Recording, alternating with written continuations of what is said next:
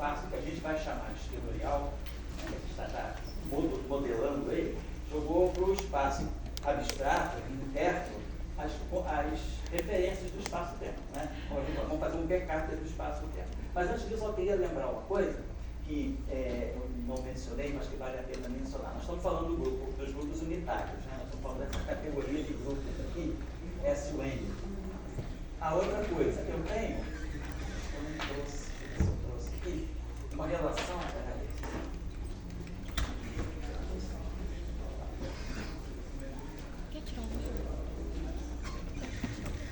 não trouxe aqui não, mas está lá na minha sala já.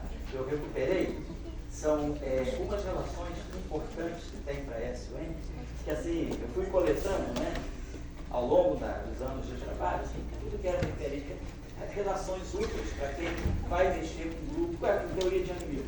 Então eu fiz uma espécie de um arquivo, deve ter umas 8 páginas, você não tem explicação de nada, é como se fosse só um apêndice com todas as possíveis relações importantes para a SUN. Então, eu vou pedir para colocar isso também na minha página lá do curso do Escampa, né? Porque se eu for colocar aqui no quadro, vai levar muito tempo para a gente ficar mostrando, e só de copiar já vai tomar muito tempo. Então, são aquelas relações recorrentes de SUN que eu vou colocar para vocês, e aí fica disponível. Né? Isso aí é coisa que tem muito tempo de trabalho, dá para levar isso para sempre. Né? No sentido de que são relações que eu vi quando trabalhei em TCD, quando trabalhei em Calusa Klein, supergravidade, sempre que aparecia SUN, apareciam grupos de identidade, eu ia catalogando, e agora, no final da vida, eu já botei tudo num arquivo só e passei até para o pessoal do Giraquistão, né? A herança que eu posso deixar. Então, a gente está trabalhando com isso. Mais especificamente, nós estamos pegando agora o caso, e nós vemos o seguinte, que o grupo SUN, né, as matrizes, né, do grupo SUN, ou seja, as matrizes aqui do grupo. E aí nós temos os geradores que estão na álgebra. Nós estamos usando a terminologia usual, é grupo com as maiúsculas e a álgebra correspondente com as pequenas. Né? Então, toda a matriz SUN, que é uma matriz o quê? Unitária de determinante 1, ela vai poder sempre ser escrita como a exponencial de uma matriz que a gente coloca aqui, hermitiana. Né? A gente poderia deixar sem o i, só que daria anti-hermitiana. Que é o mesmo número de parâmetros. A matriz hermitiana ou anti-hermitiana, ela tem os mesmos números de parâmetros. Mas a gente coloca o i, porque aí ao fazer o conjugado hermitiano dessa matriz, o i vai ficar menos i, e vai ficar o h, que é igual a h. Então, as matrizes hermitianas formam a base da álgebra de Lie de SUN. Só para lembrar isso. Então, nós temos um grupo SUN que tem um número de n² menos 1 parâmetros independentes. Os geradores, nós vamos colocar geradores. Cada gerador acompanha um parâmetro. Como o Felipe tem mostrado aqui nas aulas dele, cada gerador acompanha, por exemplo, no caso da teoria de Young-Mills, acompanha um potencial de gate. Aqui são geradores. Se o grupo for o N, se a gente tirar a condição de determinante igual a 1, eu perco uma condição. Então, o N tem N2 geradores, mas o grupo SUN, devido ao importo determinante é 1, eu imponho um vínculo a mais, então fica N2 menos 1. Tá? Lembrando que, claro, a matriz SUN, ela é N por N complexa. Então, ela tem N2 elementos complexos. Portanto, 2N2 elementos. Foi não? Oi? A matrizinha, um parâmetro na expressão. Eu tenho colocado o parâmetro dentro da matriz do gerador, para a gente poder contar os parâmetros junto com o gerador. Mas você tem razão, eu posso também, como o nosso colega está falando, eu poderia colocar aqui um conjunto de parâmetros, né? E aqui a matriz. Onde isso aqui significa uma matriz, então os parâmetros aqui um conjunto de parâmetros. Então eu estou colocando tudo dentro. Mas é verdade. Vou agora colocar isso em outras situações. Então, eu estava falando que o grupo N, né, então ele tem N2 geradores. O grupo SUN, quer dizer, a matriz SUN é uma matriz N por N, complexa. Então ela tem N2 elementos complexos. Portanto, N2 elementos reais. No final, sobram N2 menos 1, porque a matriz é unitária. Então, o fato da matriz ser unitária reduz de 2N2 para N2. Então, isso aqui é uma matriz, em princípio, complexa N por N. Quando ela se torna que é uma matriz, vamos dizer, geral, genérica, N por N, e complexa. Quando impõe a condição de unitariedade, né, se a matriz é unitária, se o N, então, aqui eu teria então 2N2, que eu vou ficar, então eu ganho aqui N2. E aí quando eu imponho a condição de especial, tem determinante 1, eu fico com N2 menos 1, só para lembrar isso aí. Mas nós estamos trabalhando agora no caso especial do S2. Eu só queria lembrar o seguinte, no caso do S2, se a gente pegar uma matriz N de S2, a gente ontem trabalhou muito em cima do gerador. Eu vou colocar direto a matriz só para vocês observarem uma relação aqui. Se eu pegar, como a gente parametriza em geral uma matriz S2. Então eu tenho uma matriz genérica, eu só sei que ela é S2, mas não sei quem são os elementos dela. Então eu estou colocando X, Y, Z e W. Então, claro que o Dagger dessa matriz, o conjugado hermitiano dessa matriz, vai ser X estar, Z estar, Y e W. Condição de determinante. Estou pensando que a matriz é S2, ou SU. Então tem determinante 1. Determinante 1 significa XW menos YZ igual a 1.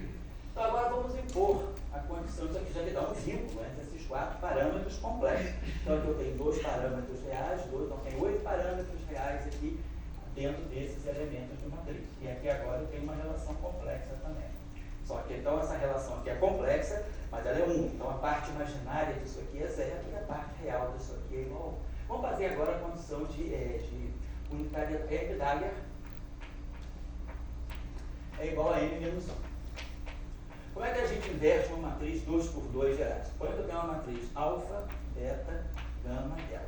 Se eu quiser inverter essa matriz, a gente sempre faz o quê? Divide pelo determinante, alfa, delta, menos beta, gama, e coloca aqui delta, alfa, menos beta, menos gama. Não é isso? Vamos ver se dá certo. Alfa, delta, menos beta, gama, aí cancela o determinante, dá 1. Menos alfa, beta, mais alfa, beta dá 0. Alfa, gama, mais gama, delta dá 0. E depois aqui vai ficar menos beta, gama, alfa, delta. Tá, então, isso aqui, sempre que a gente quiser inverter uma matriz 2 por 2, nesse caso, a matriz é especial, tem determinante 1, então eu não tenho isso aqui. Então, quem vai ser a inversa da minha matriz, né? Simplesmente, se eu inverter essa matriz 2 por 2, salta fora o determinante, que está no denominador, e aqui vai ficar W, X, menos Y, menos Z. Então, está invertida a matriz. Então, isso aqui é o M é menos 1. Por outro lado, então isso aqui é inversa. Mas quem é o conjugado hermitiano dessa matriz? O conjugado hermitiano dessa matriz está aqui embaixo. É X, Z, Y, W. Então, pelo fato da matriz ser unitária e de determinante 1, o W, ó, W igual a X está, X igual a W está. É a mesma relação, a menos de uma conjugação complexa. Então, o meu W acaba sendo o próprio X conjugado. Então, a gente vai ter que a matriz N já vai ter uma estrutura mais vinculada. Se aqui é X, aqui é X está. E depois a relação fora da diagonal. Menos Y igual a ZW, menos Z igual a Y está. É o conjugado complexo dessa relação também. Então eu vou botar, se eu coloco aqui Y, aqui vai ser menos Y está. Então, agora, determinante igual a 1. X vezes X está, módulo de X ao quadrado. Y vezes Y está, menos, vai ficar mais aqui, igual a 1. Então, essa é a condição. Então, uma matriz, se alguém quiser escrever de cara uma matriz S2, basta pegar um número complexo aqui, esse é o conjugado complexo, e organizar dessa forma, com essa condição. Então, aqui, na verdade, aqui, X é um número real, é um número complexo, então tem parte real e parte imaginária. Esse aqui tem parte real e parte imaginária. Então, é como se a gente colocasse assim, vamos dizer, x1 ao quadrado mais x2 ao quadrado. Vou botar o seguinte, tá? A parte real de x ao quadrado mais a parte imaginária de x ao quadrado mais a parte real de y ao quadrado mais a parte imaginária de y ao quadrado igual a 1. Então eu tenho 4 números reais, como se eu tivesse x2, mais, vou mudar também, alfa 2, mais beta 2, mais delta 2, mais gama 2, igual a 1. Isso aqui o que é? Isso aqui é que manifold é esse aqui? Isso aqui é uma esfera quadridimensional, um raio 1, ou seja, isso aqui é uma superfície esférica, né? É um objeto tridimensional. Um parâmetro pode ser escrito em função de 3 independentes. Então eu tenho 3 parâmetros independentes. Isso aqui seria então a esfera S3. Então essa é a relação. Quem é o espaço topológico que está por trás de uma matriz S2? É a 3 esfera. Né? Então se eu pegar uma 3 esfera, se eu pegar os pontos de uma 3 esfera, qualquer conjunto de pontos que satisfazem essa condição e que são organizados dessa forma. Esse aqui, com o seu conjugado complexo. Ou seja, aquilo que eu tinha escrito antes, isso aqui, se eu pegar 2 números complexos, x e y, e organizá-los dessa forma, com essa condição, eu tenho na minha mão uma matriz SO2. E é muito explorado, porque eu não estou lembrando fazendo isso aqui, porque isso aqui levaria mais tempo se a gente for fazer análise topológica de todos os grupos de Lie. Então, o grupo de Lie, na verdade, ele, justamente por ele é não linear, porque ele não é uma estrutura, ele é um espaço. Na verdade, o grupo é um espaço dotado de uma estrutura não linear. Então, é um espaço topológico, é um manifold diferenciável. Então, a gente pode, se quiser, que é um tratamento muito interessante, muito bom nas teorias de Kaluza e Klein, é olhar o grupo de Lie não como um grupo algébrico, mas como um espaço topológico, onde a gente faz toda uma geometria. A gente define Filbay, define conexão de spin, define curvatura, define torção.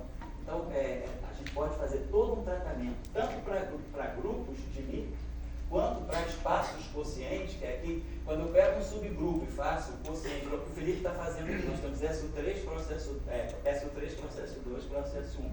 E quem é o subgrupo que permanece invariante é SO3, 1, não é quebrado. O campo de Higgs quebra apenas a simetria SO2. Então eu posso definir um espaço homogêneo, a gente chama de espaço homogêneo, um espaço cossete, a partir de um grupo e um certo seu subgrupo. E aí aqui a gente pode dar um tratamento completamente geométrico diferencial. Para isso, outro grupo, eu posso olhar o grupo de Lie sem pensar em grupo, sem pensar em álgebra. Olhar o grupo de Lie como se fosse sendo um espaço topológico, um espaço geométrico, com curvatura, eventualmente com torção, com conexões, né, Filbays, ou conexões Christoffel, ou seja, eu posso fazer um tratamento de relatividade geral para o grupo de Lie, olhando esse grupo como um espaço topológico. No caso do SO2, é uma esfera S3. Então, só para lembrar isso, outra coisa também que às vezes ajuda num curso de interação de fracas, sobretudo quando alguém for fazer um curso de eletrofraca e for estudar a proposta de Cabibbo, em 1964, né, na época só havia, não havia nenhum quarto, mas havia hipótese de 3 quartos, quarto 1 e IS. Né? Isso é em 64, o modelo de quartos é de 63, em 64, Cabibbo vai tentar enquadrar no modelo de quartos o fato experimental de que as correntes neutras, violando a estranheza, eram supressas nas interações fracas. Então, as interações fracas, porque o quark U, por exemplo, o quark S pode decair no quark D, que por sua vez pode decair no quark U. Então, eu troco a estranheza. Então, agora, se eu pegar uma corrente neutra, o quark S e o quark D têm a mesma carga. Então, o decaimento de S e D é um decaimento de corrente neutra, porque é um objeto com a carga menos 2/3 que decai em outro objeto com carga menos 2/3, mas muda a estranheza. Então, isso não estava claro na época. O Cabibbo propôs, então, com isso, que houvesse uma matriz de Higgs, uma matriz SO2, que mistura o D com o S para poder explicar o desaparecimento, a supressão dessas correntes neutras com violação com violação de estranheza. Hoje, a gente já fala de corrente, não fala mais de mudando a estranheza, mas mudando o flavor. Então, na teoria eletrofraca, correntes neutras que mudam o sabor, elas são muito supressas. Na faixa de elas são 90% supressas em relação às correntes carregadas.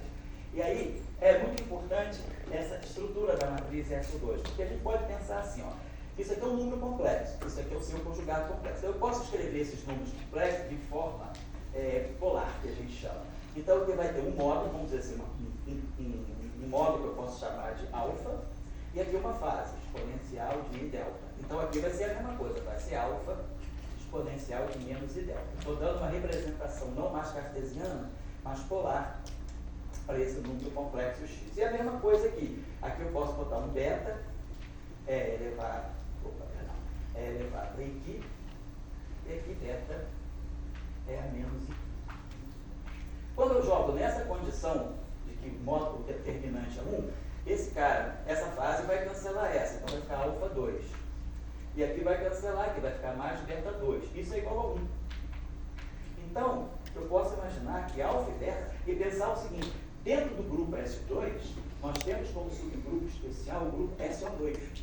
O grupo SO2 é um caso muito particular de SO2. Em vez de eu falar de unitariedade, eu estou falando de ortogonalidade. Tira o número complexo, fica o número real. Então, SO2 é naturalmente um subgrupo muito especial de SO2. Então, e SO2 nós vimos ontem, vimos até com o professor Leonardo, ele é caracterizado por um ângulo de rotação. Alfa 2 mais beta 2 sendo igual a 1, tudo mostra que eu tenho seno e um cosseno. Então, nós podemos parametrizar uma matriz SO2 assim. Eu posso colocar aqui o cosseno de um certo número, de um certo ângulo, cosseno de psi, e aqui um seno de psi. Aqui eu posso colocar alfa 2, cosseno mais seno. Então, aqui cosseno, e aqui seno de psi, e aqui um seno de psi. Então, a gente está vendo que eu posso escrever essa matriz, SO2, dependendo de um ângulo e duas fases. Então, a matriz SO2 tem 3 parâmetros. Eu posso colocar isso como eu quiser. Posso deixar x, y, z, w. Posso já colocar mais particularmente dessa forma. Ou posso colocar assim, existe um ângulo. Então, toda a matriz SO2, ela é parametrizada por um ângulo e por duas fases. Que podem ser vistos como os seus 3 parâmetros, né, desse manifold tridimensional. Isso vai valer para a matriz SO3 também. SO3 naturalmente contém SO3. E SO3 é o grupo de rotação em 3 dimensões. Em 3 dimensões, eu parametrizo as rotações pelos ângulos de Euler. 3 ângulos de Euler. Então, eu tenho 3 ângulos, eu tenho um SO3 dentro do SO3. Ontem nós vimos que SO3 tem 8 geradores. 3 são ângulos, então sobram 5 fases. E aí, essas 5 fases vão ser muito importantes quando vocês estudarem a matriz de Cabibbo-Kobayashi-Maskawa, a matriz CKM, que é justamente o derivante, né, da matriz de Cabibbo. Né? Com Cabibbo, em 1964, só havia, hipoteticamente, 3 quartos. E ele, então, parametriza a matriz, ele pode absorver as fases delta e qui em 2 quartos, e sobra apenas um ângulo. Então, quando vocês olharem a matriz de Cabibbo-Kobayashi-Maskawa e forem ver as origens do Cabibbo de 64, o Cabibbo só coloca um ângulo, é o chamado ângulo de Cabibbo. Por quê? Porque ele usa essa parametrização da matriz SO2 e absorve as fases nos quartos D e 1, e deixa o quarto S sem solto. E aí, quando a gente, depois que Kobayashi-Maskawa, como eu falei com vocês, lá em 72, vamos estudar a teoria eletrofraca. Ainda estava longe de ser comprovada, mas acreditando que ela fosse a boa descrição da unificação eletrofraca. E querem incorporar a violação de CP, eles partem para uma matriz 3x3. Eles saem de SO2 e vão para uma matriz U3, que é a chamada matriz de Cabibbo-Kobayashi-Maskawa, que é tudo que a gente tem até hoje. Hoje, a gente, quando estuda na física de interações fracas, nas regras de Feynman, a gente tem que colocar a fase que sobra. Lá, é o caso do SO3. Quando a gente fala de Cabibbo-Kobayashi-Maskawa, a gente já está falando de 6 sabores, U, D, C, S, T, D. Então, eu tenho uma matriz SO3. As 5 fases, então eu tenho 3 ângulos e 5 fases. As 5 fases vão ser absorvidas em 5 dos 6 quartos. Então, sobra uma fase, que é o que dá a violação de CP, então fica tudo muito bom. Esse é um resultado teórico muito importante. Só que ainda estava longe de se pensar que a comprovação da teoria eletrofraca estivesse ganhando força. Em 73, é o primeiro momento em que tem um ponto positivo para a teoria eletrofraca, que foi a descoberta das correntes neutras no Gargamella do cérebro. Então, aparece corrente neutrino-neutrino, ela é detectada, porque o modelo Salang-Schleifer, ele prevê a existência de correntes neutras e como elas são em relação às correntes carregadas, a relação entre um cosseno de θW e um seno de θW. Daí, que é o ângulo de Weinberg, que já teve que ter falado, vai falar com vocês amanhã sobre isso. Então, fica o primeiro momento, o primeiro sucesso, né, de laboratório da unificação eletrofraca. Depois, em 77 aparece o quark B, que foi previsto por Kobayashi e Maskawa. Também dizendo que se tem violação de CP, a violação de CP na teoria de Salon-Glash-Weitek só é possível se tiver pelo menos 3 famílias de quarks, ou seja, 6 sabores. E aí, em 77, aparece o quark B. O quark B, por ser muito massivo, ele só vai aparecer 18 anos depois, em 95, né, no Fermilab. Então, fica mais ou menos... Claro, o bóson de Higgs leva mais tempo ainda. O bóson de Higgs foi previsto em 64, né, e só foi descoberto em 2012. Levou 48 anos. Então, em 2012, mesmo o Salan já tinha, com Glash-Weitek, já tinha levado o prêmio Nobel, porque também, em 82, né, início de 83 também, 82 são descobertos o W mais o W menos, e o Felipe já está falando, e em janeiro de 83 o Z0.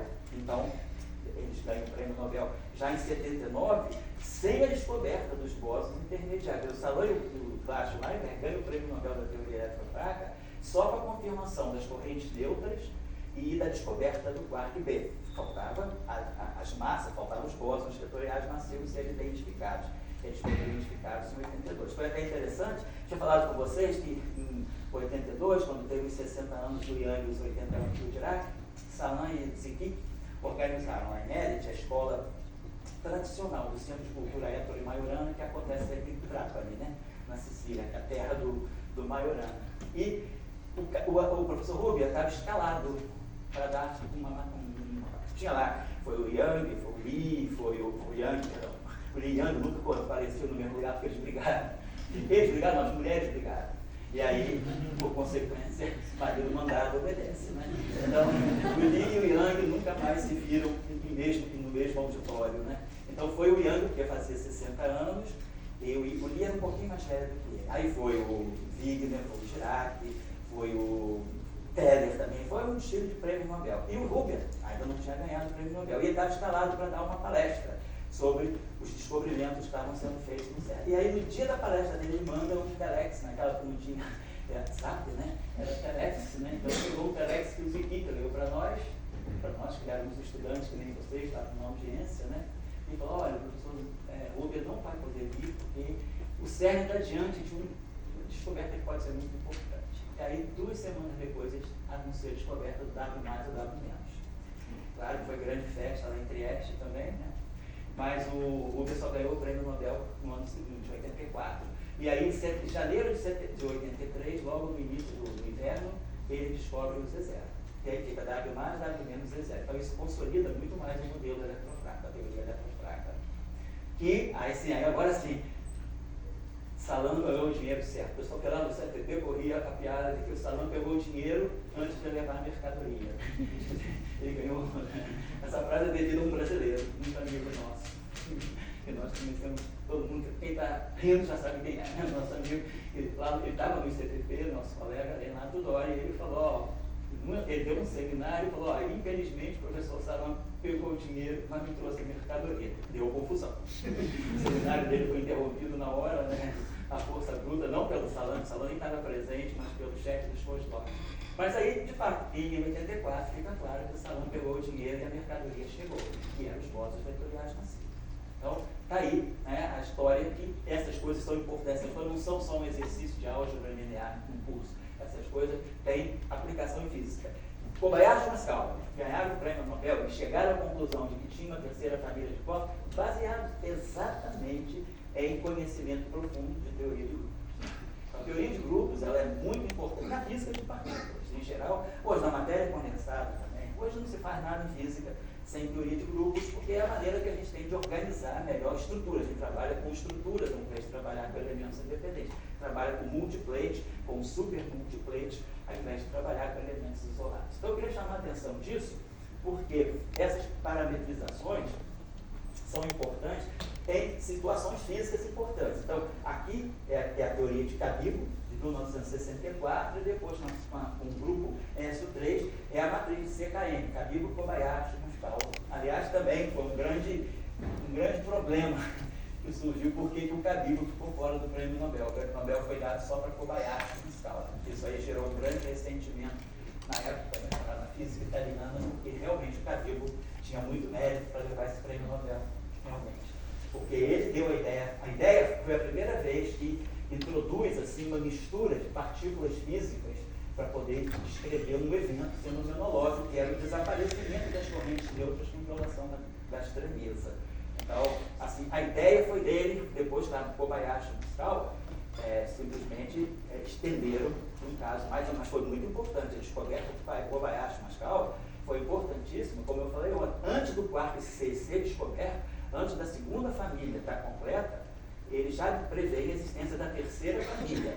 E aí a segunda família se completa na Revolução, que a gente chama de Revolução de 74, que foi dia 11 de novembro de 74, o anúncio da descoberta do charme, depois aparece o B em 77, o P e o Thompson em 85.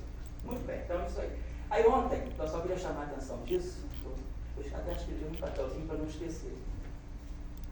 Basicamente é isso, mostrar por que era importante essa questão de um ângulo, duas fases, para conectar com a física que o Felipe está falando, que provavelmente o Felipe não vai falar direto, não vai ser, se vai dar tempo de chegar a Kabir, Kobayashi, Miskawa, não sei nem se vai ter tempo de chegar a Kabir, mas assim, fiquem sabendo, quando vocês forem estudar eletrofraco, né, lembrar que tudo isso está muito ligado a essa estrutura de grupos SO2 e SO3.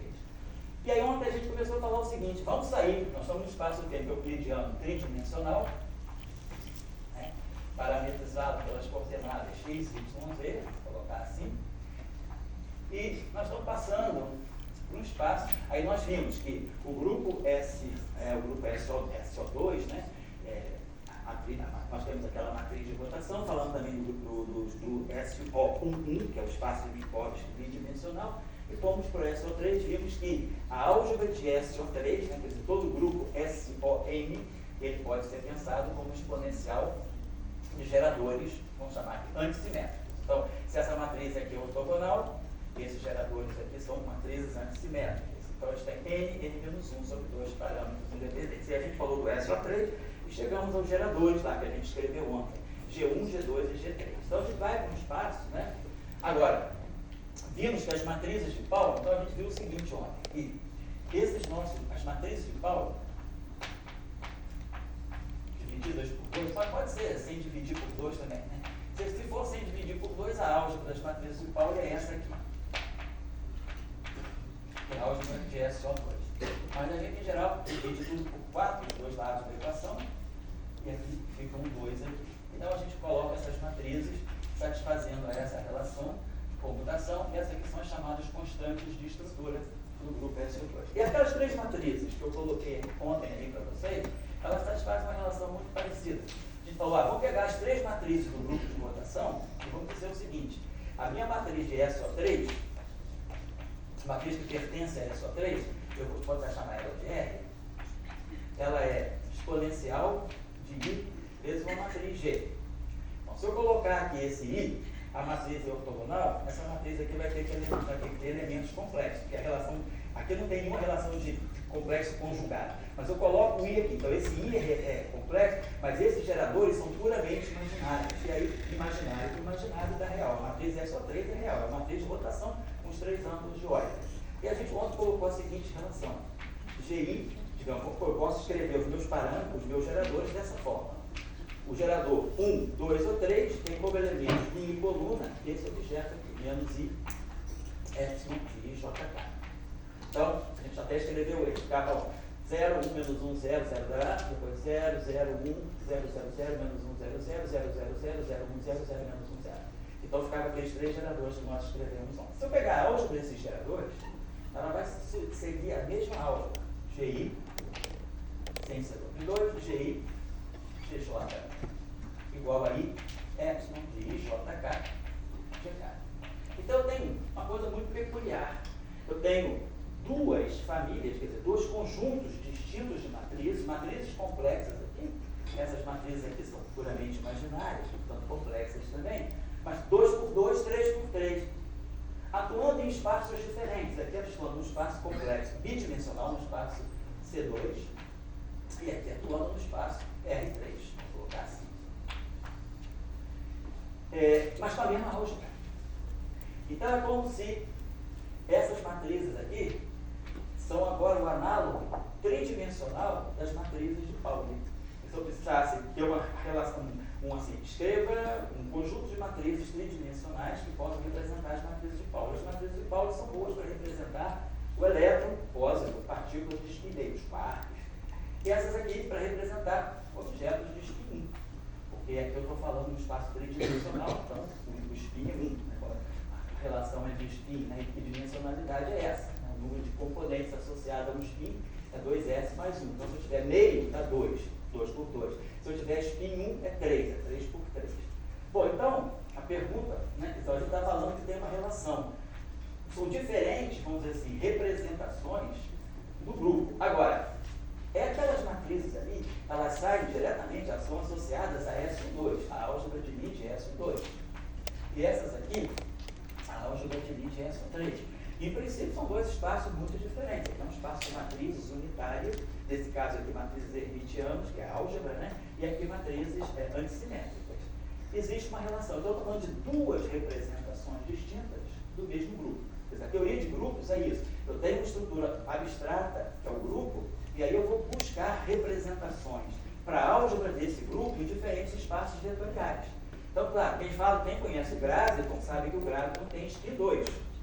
Então, eu vou ter que buscar matrizes 5 por 5, porque 2s mais 1 é 5. Então, eu tenho que buscar um conjunto agora de 3 matrizes 5 por 5 que satisfaçam a essa mesma álgebra, que é a álgebra de Lie, de SO2 e de SO3. SO2 é um grupo completamente diferente do grupo SO3, mas as álgebras são isomórficas. Então, isso é importante na teoria de grupos. Os grupos eu posso ter grupos distintos compartilhando a mesma álgebra.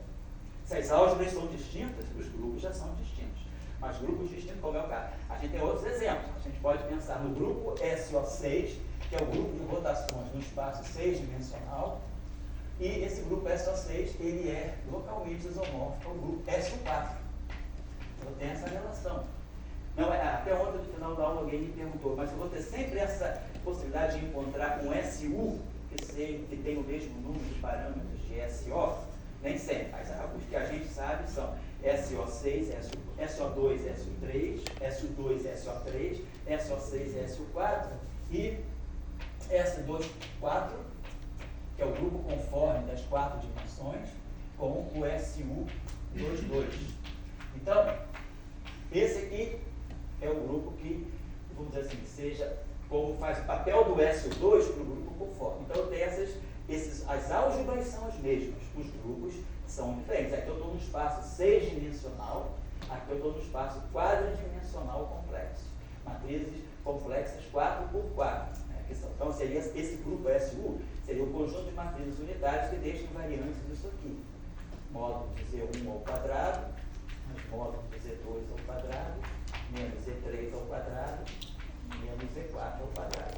Essa é a forma que fica invariante sobre matrizes SU22. E o que deixa invariante essa aqui seria um espaço 4, seja x2 mais y2, vamos ver, x2 mais y2, menos Z2, menos W2, menos, vamos botar aqui, né? X2, então tem que botar mais 4 aqui, né? Sei lá, U2 menos V2. Então, essa forma aqui, que tem 2 direções temporais e 4 direções espaciais, essa fica invariante sobre transformações de SO2. Então, esse aqui é o grupo conforme, né? Então, esse grupo aqui, esses dois grupos aqui, estão associados ao espaço ADS5, que é importante lá quando a gente fala de compactificação das teorias de cordas. Só para chamar a atenção que essa relação aqui, ela tem que ser vista, vamos dizer, caso a caso, ela não é geral. Nem sempre um grupo SU é equivalente, tem a mesma álgebra que um outro grupo SO. Acontece para casos muito pontuais. Bom, só isso que eu queria chamar a atenção agora. E aí, vamos voltar agora para essa equivalência. Vamos ver como isso pode acontecer. Então, é aquilo que a gente falou ontem. Vamos começar a trabalhar com os chamados quatérrimos, né? O que é um quatérrimo? Um quatérrimo é a generalização do número complexo, né? Da mesma forma que o número complexo é a combinação de 2 números reais através da unidade imaginária, 2 igual a menos 1, o quatérrimo, a gente pode chamar de um Z, ele vai ser x mais um y mais um jw mais um k, sei lá, u.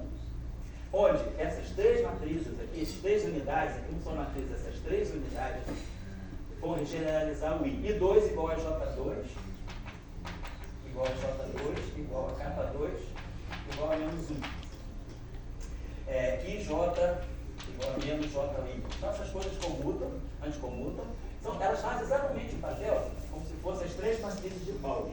Sigma X, Sigma Y, Sigma Z.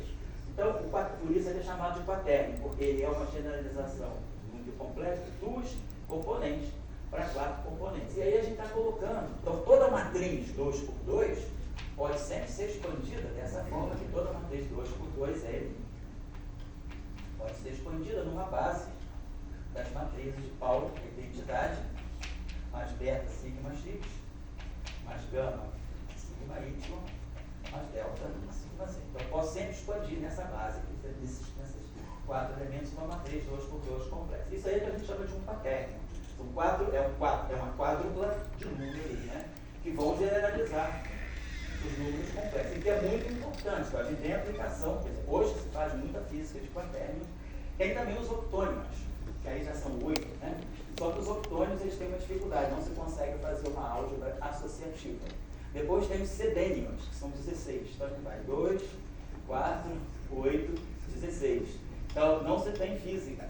Sobre octônios, tem física sendo desenvolvida.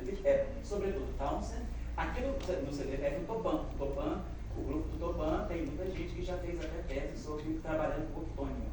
Então os octônios são uma nova, só que não tem uma álgebra associativa. Então, tem algumas dificuldades para modelar alguns sistemas físicos, mas se usa octônios na física também. Então, estamos falando só dos quaternos, né? E os quaternos vão ser o que a gente estava falando, uma espécie de... A gente vai poder jogar nos quaternos a nossa referência ao espaço de 3 dimensões. Então, nós vamos vir aqui um espaço complexo, bidimensional, onde a gente vai representar o vetor de coordenadas x, y, z, por essa matriz agora. Colocando assim, né? O que a gente vai fazer vamos colocar o x aqui, né? A gente coloca o x com sigma x, o y com o sigma y e o z, né? Então aqui nós temos essa combinação, que o x está combinado com a matriz de Pauli sigma x, o y com a matriz de Pauli sigma y e o z com a matriz de Pauli sigma z. Eu não estou colocando a identidade, estou pegando essa matriz especial aqui. Então, o determinante dessa matriz aí é menos, né, o módulo do vetor x, né, vetor posição, digamos assim. Então, se, por um lado, aqui eu estou falando do grupo SO3, estou fazendo rotações, quer dizer, aqui as minhas transformações são essas. Eu vou chamar x' aí, 1, 2, 3, para representar x, y, z. Estou colocando aqui uma notação genérica. Então, aqui vai ter a matriz de rotação de SO3 atuando em x1. Então, essa matriz aqui é a matriz de SO3, que tem os 3 ângulos de hora. Quer dizer, é uma rotação espacial. Pode ser uma rotação feita no plano... Opa, foi não. Aonde? Aqui, obrigado, Paulo. É menos Z. Obrigado. Sigma Z. Menos sigma, menos 1, menos 1. Obrigado. Então, essa matriz aqui é a matriz de SO3. Está fazendo uma rotação. Pode ser uma rotação no plano XY, uma rotação no plano YZ, uma rotação no plano ZX, ou uma rotação em torno de um eixo qualquer do espaço-tempo. Posso fazer rotações independentes. Então, daqui, matrizes estão fazendo as rotações. Quando eu mudo essas coordenadas, automaticamente eu estou mudando o x'. Estou mudando o x, vai no x'. Então, o meu x' agora vai ser C', x' menos y'. Então, eu estou colocando toda a informação do meu espaço tridimensional nessa matriz aqui. Agora, a questão é, aquela matriz é 3 por 3, ela não vai poder atuar nessa matriz 2 por 2. Eu não vou poder fazer essa multiplicação. Então, eu tenho que buscar um outro conjunto de matrizes que nesse espaço complexo, bidimensional, que nós estamos chamando, assim, só de brincadeirinha, o backup do espaço, a gente vai ter que buscar um conjunto de matrizes que faça essa transformação. Aqui eu faço a transformação em cima de um vetor coluna. Aqui eu estou fazendo uma transformação em cima de uma matriz. Transformações de matrizes são lidas como transformações de similaridade. Então eu tenho que pensar que deve existir uma matriz que eu vou chamar de exponencial de S. Eu não sei quem é, botado dessa forma. Eu vou imaginar que essa matriz exponencial de S, atuando em X, e aqui a transformação, né, inversa dela, isso deve me dar o x',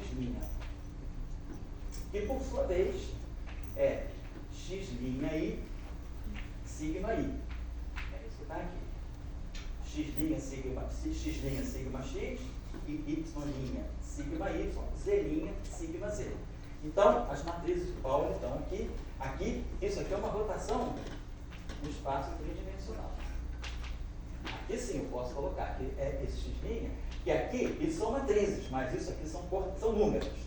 São números que multiplicam a matriz. Então, isso aqui no final do dia é uma matriz 2 por 2. Isso aqui são números. Aqui, isso aqui, para cada i, eu vou varrer as colunas RJ com XJ. Então, isso aqui são três, x'1, x'2, x'3. Então, está tudo ok. Matriz igual a matriz. Agora aqui, então nós temos o seguinte, exponencial, vou botar assim, aqui vamos deixar assim, exponencial de S. Isso aqui é xi sigma i. E aqui menos S. E aqui, vamos colocar já RIJ, XJ, e isso aqui multiplicando sigma i. Observe aí, Juliano, você que está chegando aí na casa agora, só prestar atenção que eu estou colocando índices repetidos. Então, tem um somatório em I que vai de 1 a 3, tem um somatório em I que vai de 1 a 3 e um somatório em J que vai de 1 a 3. Estou omitindo os símbolos de somatório. Aqui, como esses índices aqui são todos índices saturados, esse truque também todo mundo a gente aprende aí na rua, né? Ele vai virando, eu posso esse truque de rua. Então, e eu vou chamar de J. E o J eu vou chamar de I, nada muda na vida, né? Se eu chamar o I de J e o J de I.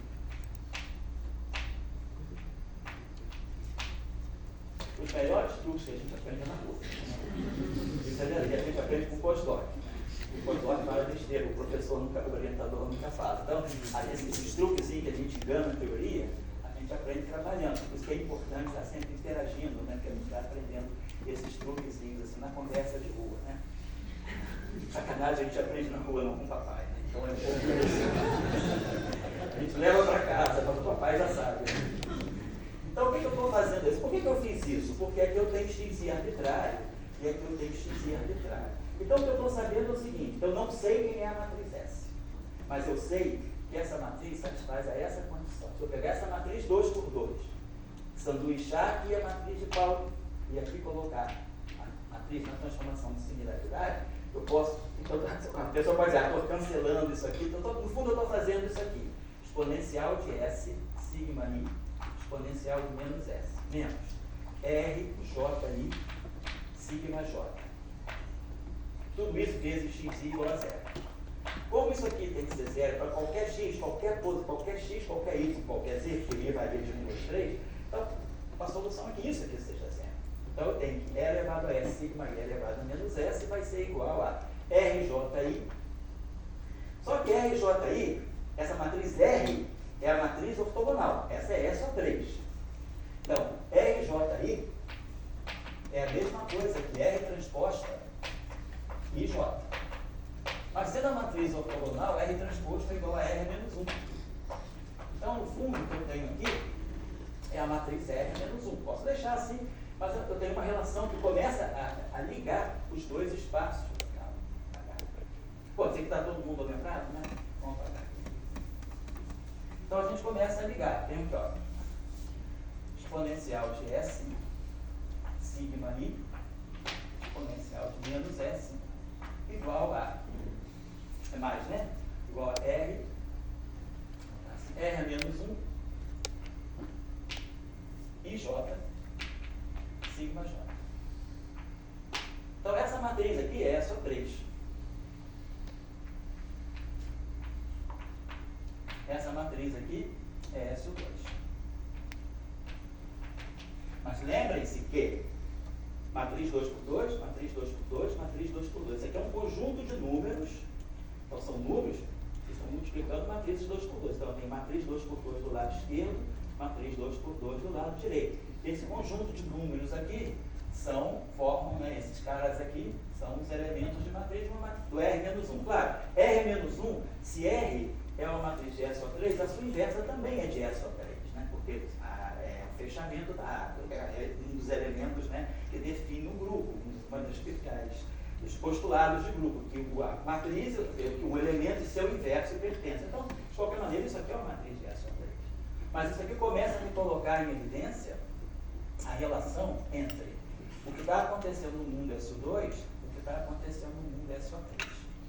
E a gente pode observar que, para cada matriz aqui, quando eu fizer uma certa rotação, se eu colocar S ou menos S, né, se eu botar menos S aqui mais S aqui, só vai trocar isso aqui. Então, para cada rotação, eu posso ter duas transformações distintas no espaço esquerdoidal. Isso vai ser importante, a gente vai ver já já. Então, vou apagar só isso aqui. Agora, não sei ainda quem é a matriz S. Como o colega falou, o colega falou dos parâmetros, quem foi o colega que falou que estava faltando parâmetro? Foi você? Qual é o seu nome? Rafael? Tá, obrigado. Só para saber. Então o Rafael tinha falado, poxa, mas cadê os parâmetros? Os parâmetros estão embutidos aqui. Então vamos imaginar que eu faço uma transformação infinitesimal. S, né, uma transformação, quer dizer, a matriz S, ela tem parâmetros, né, de rotação. Na verdade, são os ângulos de Euler, os ângulos de rotação que estão ali dentro. Se a gente pegar essa transformação, vamos dizer, essa relação aqui em caráter infinitesimal, eu teria a identidade 2 por 2 mais S. Opa.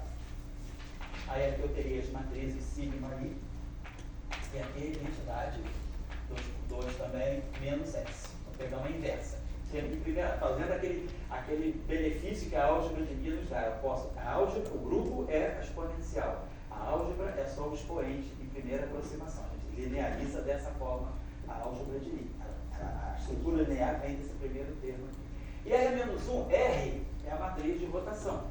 Então, R-1 é o inverso da matriz de rotação. A nossa matriz de rotação, a gente tinha visto ontem, ela era exponencial, a gente tinha colocado I, G, onde os nossos elementos, aquelas três matrizes G1, G2 e G3, tinham aqueles elementos que eram dados. Então, eu posso escrever a minha matriz R-1 vai ser exponencial menos IG.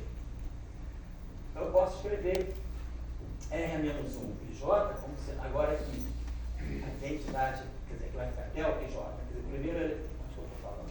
Tá aqui. Quer dizer, quando eu expandir isso aqui, primeiro vai ser 1 mais IG. 1 é a identidade do delta e J. E depois aqui, mais I, gerador G. Né? E aí, vamos dizer que eu tenho geradores GK. Vamos botar assim, vou deixar só isso. Deixa o parâmetro ali, vamos deixar geradores G. E aqui também IJ. Isso aqui tudo atuando em sigma J. Só acho que aí é menos porque é inverso. Aonde? Aqui é inversa. Obrigado, João Paulo. É menos que é inversa. Estou falando aqui da inversa. Tem que ser, quando eu expandir em primeira ordem, menos IG. Perfeito. Vou apagar aqui. Então, claro, a identidade, esse primeiro termo aqui vai ficar identidade, sigma I, identidade. Aqui vai ficar delta e J, sigma J, dá o próprio sigma I. Então, sigma I cancela. Então, nós vamos ter aqui o computador de S com sigma I vai sair daqui, primeira ordem. S sigma I menos sigma I S. Aí vai ficar aqui menos, né? Que eu vou ter menos I, aqui o elemento G e J, sigma J. Mas vamos lembrar que o nosso elemento, que essa matriz G e J, ela é um conjunto, aqui a gente tem, vamos dizer, parâmetros, né? Tem um conjunto, vamos colocar dessa forma. Eu escrevi a minha matriz de rotação exponencial de IG. Mas aí a gente viu, aqui tinha a matriz G1, G2, G3. Então eu tenho exponencial de I, cada gerador tem o seu parâmetro, que é um ângulo de rotação. Vamos chamar o ângulo de rotação de θK, vezes a matriz GK. Então tem o ângulo θ1 associado ao gerador G1, parâmetro θ2 associado ao G2, parâmetro θ3 associado ao G3. Aí agora o Rafael está tendo os parâmetros, tá mais satisfeito, está mais em casa, né? É isso aí. Então, aqui eu posso escrever quem é o elemento dessa matriz. Então, lembrando que essa matriz, ela está contraída já como gerador. Eu não sei se eu estou complicando ou não, mas eu acho que, para mim, parece mais razoável pensar assim. Então, eu vou colocar aqui menos I. Aí, esse gerador aqui, na verdade, é um conjunto, está somando sobre todos os geradores com os seus parâmetros. E aqui o elemento IJ. E aqui sigma J.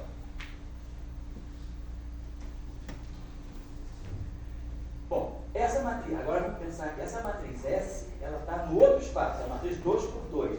Mas ela está querendo representar, o que ela está fazendo? Ela está associada à mesma rotação. A rotação que eu vejo no espaço, né? No espaço dos, vamos dizer, dos seres vivos, eu vejo aqui nos fantasmas, né? No espaço que a gente chamou de no espaço abstrato aqui, né? Onde os espinores vivem. Ainda não defini exatamente o que é espinor, mas a gente está apresentando o mundo deles. Mas nesse espaço complexo, eu faço a mesma rotação.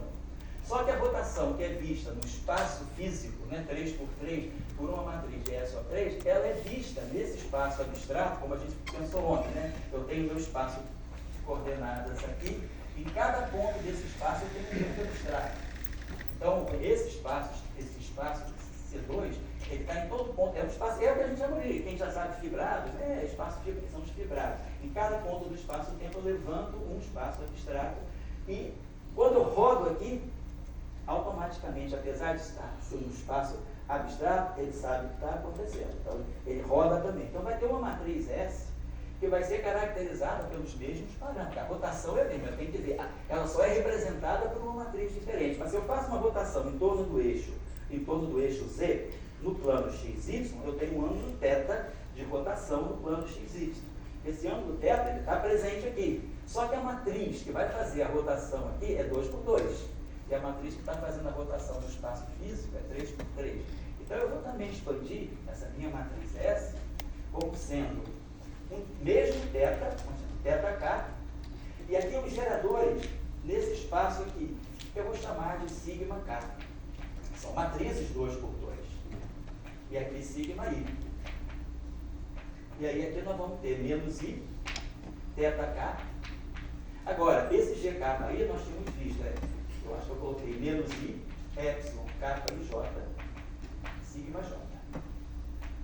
Então essa relação agora, eu posso fatorar esse θk aqui, ela está me dizendo, tem θk aqui, né? Então eu vou ter aqui um computador. No fundo eu estou obtendo a seguinte relação, sigma k com a matriz, então essa matriz 2 por 2, com essa matriz 2 por 2, ela tem que dar menos i ao quadrado, dá i ao quadrado, que é menos 1, sai o θk, vai ficar menos epsilon, k e j, sigma j.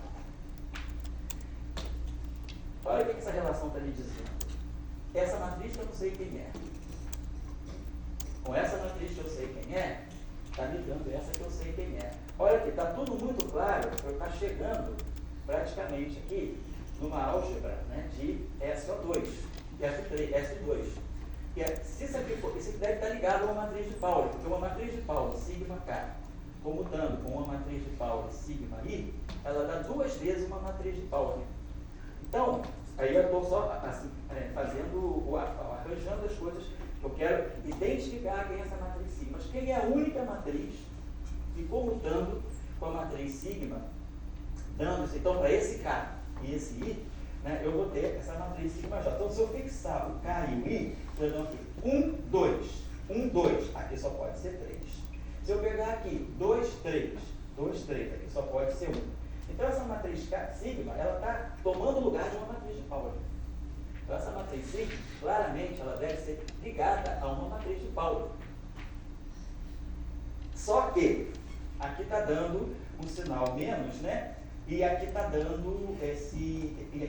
quer dizer, quando eu pego, se eu pegar sigma k igual a sigma k, ficaria assim, ó, sigma k, se eu pegasse essa solução, sigma k igual a sigma grande k igual a sigma pequeno k. Estou adivinhando. Então, isso aqui daria i, epsilon de k e j, sigma j, mas tem um fator 2 aqui. Então, tem um fator 2 sobrando. Então, vou botar um 2 aqui. E aqui tem um i, né? Tá? Então, eu deveria colocar... Aqui apareceria um i que não está aqui, né? Então eu poderia colocar, vamos pensar assim, né? Então eu poderia colocar esse i aqui, que aí vai aparecer esse i aqui, então menos i. Então se eu colocar essa coisa aqui, corrijam aí, a menos de um sinal, pode ser mais ou menos, mas conclusão, o que eu cheguei à conclusão? Que eu descobri quem é a matriz sigma. Se eu descobrir quem é a matriz sigma, eu descobri quem é a matriz S. Então eu agora sei como acontecem as rotações do espaço-tempo representadas por R no espaço bidimensional complexo, onde eu simplesmente codifiquei as coordenadas dentro de um patérnio. Então, no fundo, a minha matriz S, a menos de um sinal, que aí vocês corrijam depois, quem estiver assistindo aula, a gente sempre erra em sinal, né? João Paulo está aí, Miriam, Álvaro Nogueira, então, quando lê minhas coisas, fica de cabelo em pé, que ele só acha erro, né? É o jogo dos 1000 erros, né? É ver o que eu mando pro Álvaro, né? E esse cara aí é perigoso, ele vai linha por linha, palavra, letra por letra, não é nem linha por linha, letra por letra, de palavra por palavra, de linha por linha, de página por página. Sabe até as referências, não está errada essa referência, a página não é essa. Então, Álvaro está então encarregado de fazer a correção e fazer a errata, depois o Tchalca grava a errata que você vai fazer das minhas aulas, tá? Tá, Tchalca? Depois marca uma aula só de erratas com o Álvaro, por favor. João Paulo ajuda, que João Paulo já está no mesmo caminho e a Miriam está sendo contaminada. Tá? Eu chamo, são os linces do Diraquistão, né? Eu estou dando aula, cara, Pipo era assim, você dá aula para o Pipo, ele é muito bonzinho aqui. Podem perguntar bastante, você dá aula para o Pipo, o Pipo interrompe a cada 5 segundos. E sempre achava eu, então você é um lince, que é o Gustavo Pazzini, de Guaratinguetá, que é professor hoje na FEG, né? O Gustavo também fala, a aula com os linces, por exemplo, era com Pipo e com o Guga, né, que é o outro Guga, não o Guga Levi, mas o Guga Pazzini, cacete, a aula caminhava lentamente, porque era, ou eu estava errando, ou então eles também estavam perguntando coisas sensatas, né? Então, é assim que tem que ser. Então, vocês a partir de hoje dão uma sacaneada no Pico, tá? Pergunta bastante, interrompe, tenta caçar os erros dele, tá? Eu me vingar por vocês através de vocês.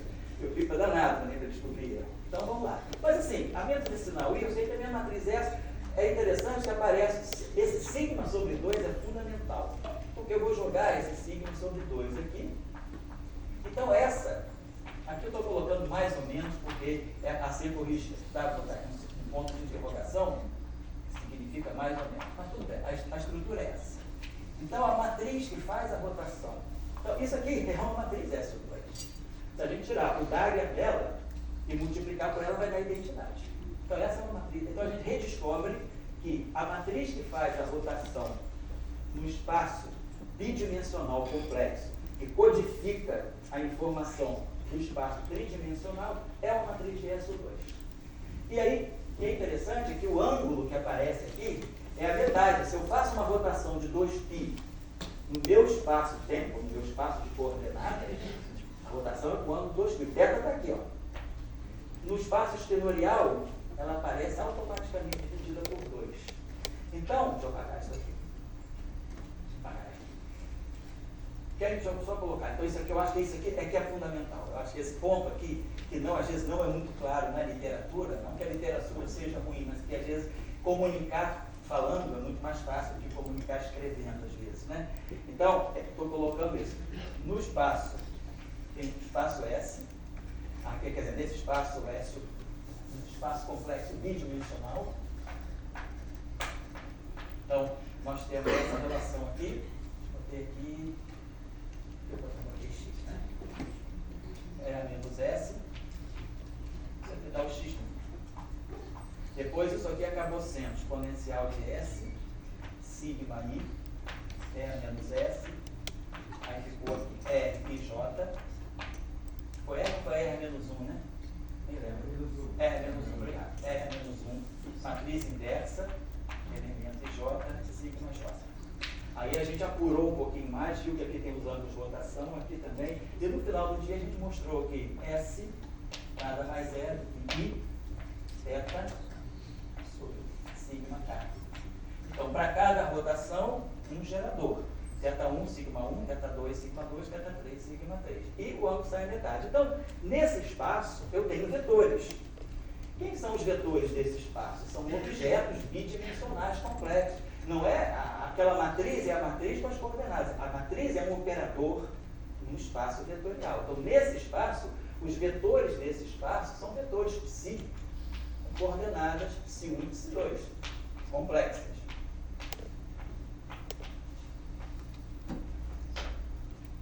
Coordenadas complexas. Então, se eu fizer uma rotação nesse espaço, eu vou ter a matriz exponencial de I teta, a gente pode representar assim, teta sigma sobre 2.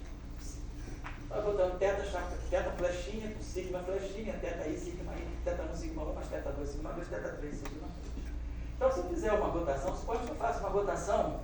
Então, quer dizer, no espaço vetorial, se eu pegar um vetor, eu vou ter o vetor V', vou dar a coordenada, vou pegar o vetor X', Y', Z', vai ser a matriz exponencial de I.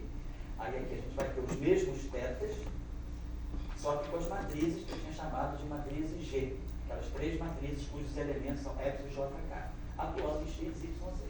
Então aqui matrizes 3x3 e aqui dá. Então se eu fizer uma rotação em torno do eixo dos ex, tem um parâmetro θ3 e o meu gerador é o G3 que a gente viu ontem. Então se eu fizer uma rotação em torno do eixo dos ex, nós vamos ter x' igual a cosseno de θ, rotação em torno do eixo dos ex. É uma rotação no plano x'. No plano x'.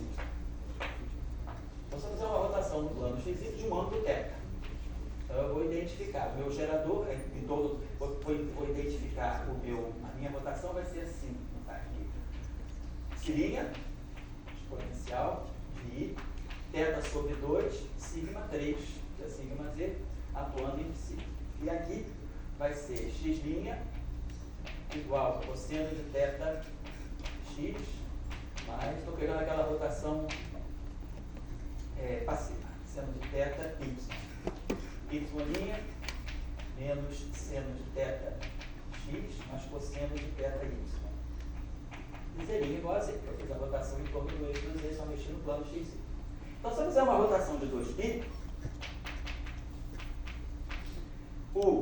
aqui é 1, que é 0, aqui é 0, aqui é 1. Então, x' igual a 2π, então eu levo o vetor x em x.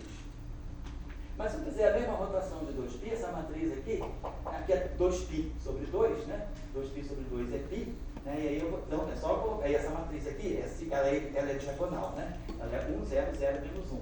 Então a gente teria aqui, se 1' vai ficar igual a menos que π1, vai ser tudo menos. Π vai em menos que π. Porque aqui vai ficar cosseno de θ sobre 2, quando eu fizer essa expansão em série, vai ficar cosseno. Quer dizer, o que acontece com θ no espaço espenorial, no espaço de coordenadas, no espaço espenorial vai ser θ sobre 2. Então, quando eu faço uma rotação de 2π, esse vetor complexo desse espaço bidimensional, ele vai em menos n. Eu preciso fazer 4π, preciso fazer 2 rotações inteiras para ele se reconstituir, ao passo que o vetor bate uma rotação. Então, é esse espaço aqui que nós chamamos de espaço espenorial. Então, esse objeto aqui, de 2 componentes, ele é um espinor do mundo tridimensional. Então, o mundo de 3 dimensões tem espinores complexos bidimensionais. Os vetores são reais. Então, a gente pode, só para finalizar um pouco, o Stories tem Google, por gentileza? Falta 5 para as 4. Tá, então tem 25 minutos, é isso? Tá, caminhar um pouquinho ainda.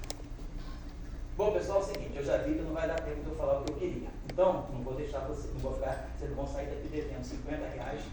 Não é pouco tempo. Então, se a gente deixar essa dívida com vocês, né, pode ir para o SPC. Então, pode pedir, vai fazer alguma coisa, botar uma ação contra o CBPF por digamos, propaganda enganosa do Pipo, né? Vai Pipo, Léo e o Ricker para a justiça, né? E o cruzado só. Então, eu falei o seguinte, nosso amigo Tchalka, que mora aqui em frente, ao passo só para atravessar a rua na casa dele, ele semana que vem ainda não tem aula do CBPF, eu vou gravar o que eu acho que fica faltando e a gente vai colocar no Professor Global como está colocando. Eu acredito que eu preciso de mais 2 aulas para falar a partir de amanhã. Então, seriam 7 aulas. As 2 aulas são as aulas, né, da inadimplência, ficam para a semana que vem com o Tchalka. Tá bom, Tchalka? Ok, tudo bem. Obrigado. Só para não deixar incompleto. Claro, isso aqui é tudo muito introdutório, mas pelo menos quem está chegando, assim, né, tem um material mínimo para se apoiar, tá certo? Só que eu acho que eu precisaria elaborar mais a discussão dos campos e das coisas. Eu levei muito mais tempo do que eu imaginava nas simetrias, que eu estou pensando que tem gente dos períodos iniciais também, né?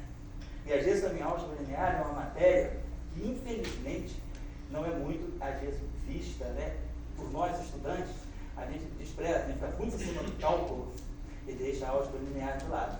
E a álgebra linear é muito importante, né? Então, às vezes, a gente também tem defeitos, né? Que a gente chega lá na frente com buracos na álgebra linear. Então, eu quis ser mais detalhado em algumas coisas por isso.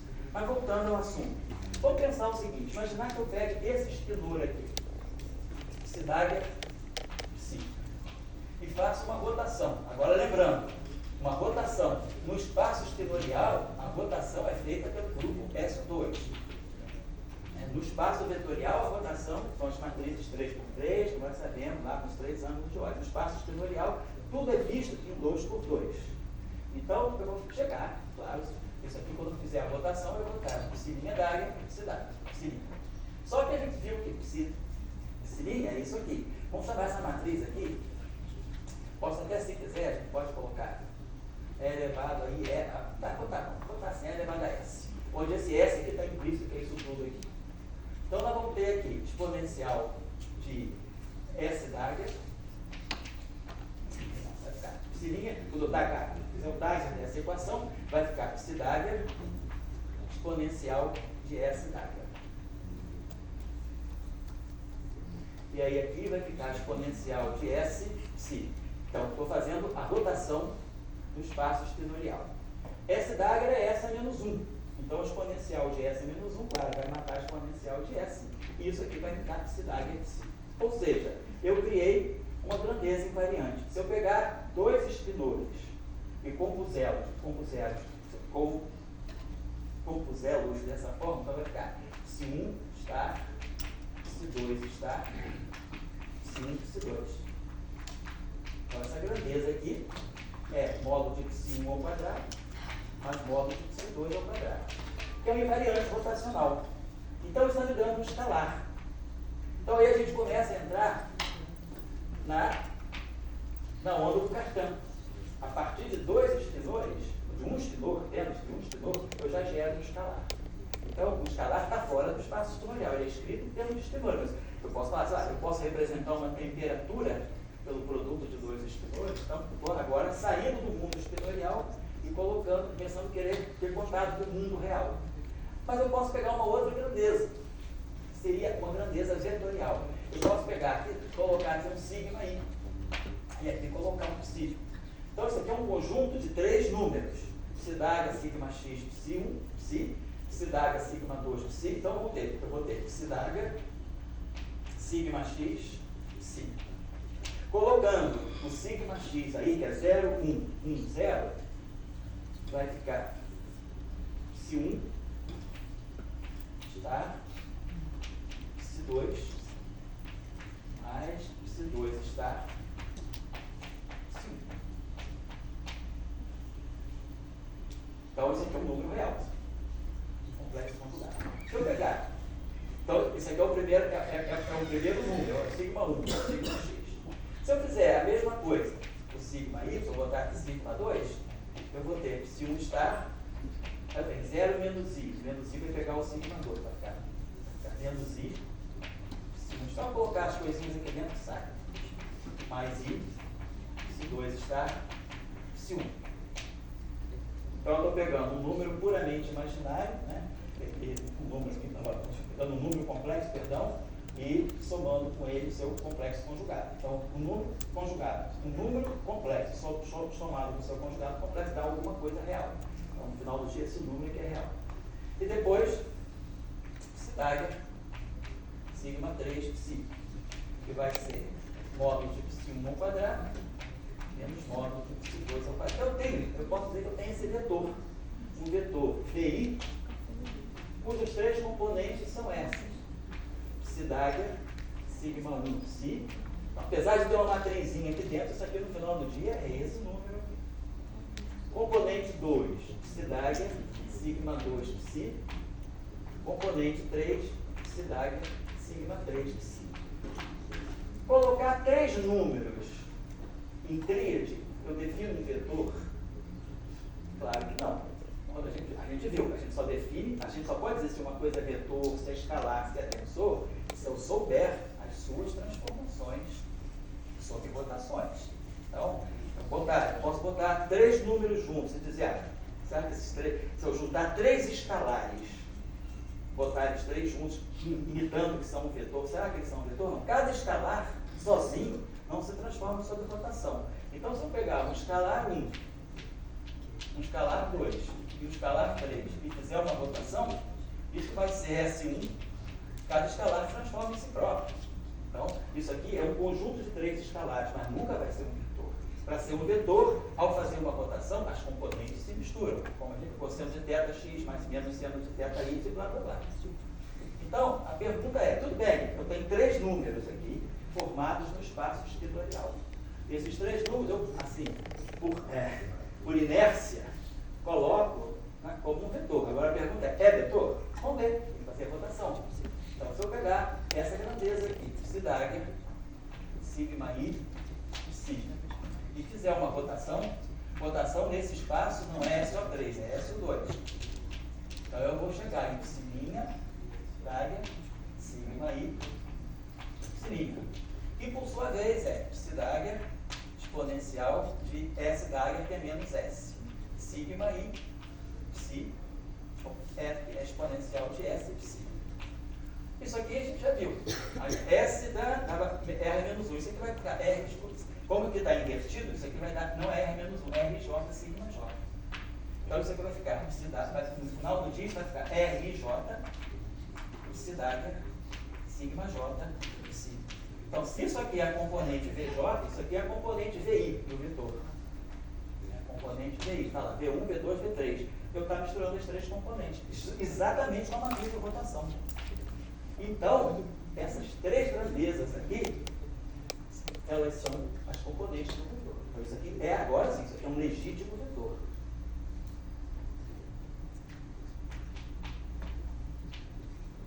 Então, a partir de dois espinores, eu posso formar um vetor. Eu posso pegar psi dagger, de um espinor mesmo, né? Psi dagger, sigma i, psi, e formo aqui. Isso aqui pertence, está no R3, é um vetor. Então, eu tiro tudo lá do meu mundo espinorial e formo um vetor aqui. Então, deixa eu pegar aqui, eu posso fazer a seguinte pergunta. Será que existe um espinor psi dagger com sigma i, psi, tal que isso aqui no final do dia sejam as coordenadas do espaço-tempo? É isso que o Cartan faz no capítulo 3. Ele tenta associar como eu posso escrever espinores, como posso relacionar espinores com as coordenadas do espaço com os espinores. Então, a gente viu que, né, a primeira componente isso aqui era psi1 star, psi2, mais psi2 star, psi1. Eu vou querer que isso aqui seja igual a x. Aí eu vou pegar a segunda componente, que é com sigma y, vou querer que isso aqui seja igual a y. Vou pegar a terceira componente, quero que isso aqui seja igual a z. Eu tenho três equações complexas. Psi1, psi2, então eu tenho 4 números reais, mas eu tenho 3 equações. Então eu vou ter uma indeterminação. Então eu posso ter mais de um espinor, mas eu posso sempre encontrar um espinor que, feita aquela relação, ele vai dar exatamente as coordenadas do espaço-tempo. Então eu posso reconstruir as coordenadas x, y, z a partir dos espinores. Essa que é a moral da história do Cartan. Deus pensa em termos de espinores, porque nós perdemos a informação do espaço-tempo, eu posso sempre reconstituir a partir dos espinores. Então esse é o mundo espinorial. Então esse é o mundo. Por que a matéria é fermiônica? Só Deus sabe, né? Nós ainda não sabemos como. Nem teoria de cordas conseguiu dar essa resposta. Conseguiu até tirar um número de gerações pelos invariantes topológicos, mas assim, férmio é férmio, desde que o mundo é mundo, né? Então, o mundo é sempre polarizado, tem férmios e fósseis, né? Tem PT e L. Não é à toa que o mundo é polarizado, porque a gente vai olhar a matéria que nos constitui já é polarizada, né? Está no DNA mesmo, né? Então, eu consigo obter os espinores, as coordenadas a partir dos espinores. Então, isso é o que a gente, muitas vezes lá no curso de mecânica quântica, a gente aprende.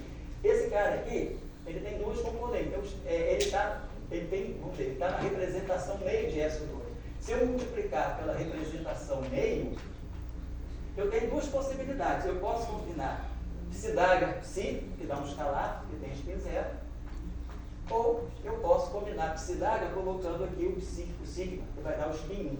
Então essa é a origem daquilo que a gente aprende lá na mecânica quântica. Tem maneiras diversas de ver isso. Eu gosto de ver dessa forma, que essa forma a gente consegue ensinar isso num curso bem de álgebra linear, não precisa nem fazer estrutura da matéria, é só matemática pura, né? Álgebra de Lie pura, mas meio por meio dá zero e 1. Então, eu posso formar escalares e vetores a partir de 2 espinores. Né? Posso agora ir mais à frente. Agora, quem sabe os vetores pode formar tensores. VI, VJ. Então, se eu chegar só dos espinores, eu consigo gerar tudo que eu conheço no espaço-tempo. Por isso que eu digo que o espaço espinorial é mais simples. Né? E é interessante porque a matéria da natureza é fermiônica, é espinorial. Então, a gente forma a matéria, digamos, macroscópica a partir desses objetos, exatamente, que é a matéria que a gente vê, né? Então, a matéria que a gente sente, os quarks, os leptons, eles são espinores. Tá? E por trás disso, né, a gente tem essa estrutura fundamental da nossa visão do espaço-tempo. Como a cada espaço-tempo que eu tiver, eu posso sempre associar espinores. Eu posso colocar aqui da seguinte maneira. Então, o que a gente viu aqui, o que a gente construiu aqui, foram os espinores de SO3. Então, os espinores de SO3, mundo tridimensional, eles vivem nesse mundo, nesse mundo bidimensional complexo, onde a rotação é SO2 por um ângulo sobre 2, metade, onde aqui a rotação é SO3 por um ângulo θ.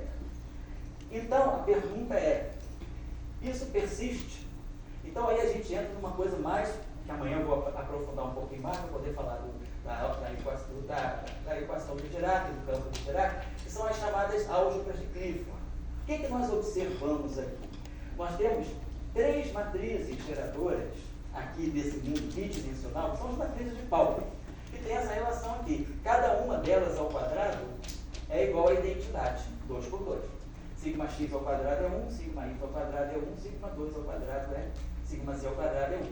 Depois a gente tem que sigma i e sigma j, comutador, e sigma i, sigma, vai pegar, assim, o anticomutador, sigma i com sigma j, se elas são distintas, elas anticomutam, sigma x, sigma y, é menos sigma y com sigma x, sigma y, sigma z, menos z, y, e sigma z, sigma x é menos sigma x, sigma z, e cada uma delas ao quadrado é 1. Então eu reúno tudo isso nesse anticomutador aqui, isso aqui dá 2 vezes delta e j vezes a matriz de identidade 2 por 2. Isso aqui é o que a gente chama de álgebra de Clifford de SO3, ou SO2, né? Mas a álgebra de Clifford está associada ao espaço tridimensional. Tem 3 matrizes. Essas são as matrizes de Dirac, só que em versão 2 por 2. Amanhã a gente vai ver as mesmas matrizes de Dirac no mundo de 4 dimensões, um tempo e 3 espaços. Então, o que a gente tem, eu acho que tem uma pessoa que você trabalha com o pano, né? Então, olha o perigo. Sabe tudo sobre espinores. Então, me corrija a hora que eu falar besteira aqui. Então, quem trabalha com Popan domina essa coisa aí. Popan gostava de espinores desde lá do tempo da Cícero, né? Era colega dele, ele já era muito entusiasta lá das aulas do Dirichlet e do Trautmann. Eles têm até um livro, até eu acho que o Natan me perguntou. Se vocês quiserem ler algo muito interessante sobre espinores, é esse livro aqui, The Spinorial Chessboard.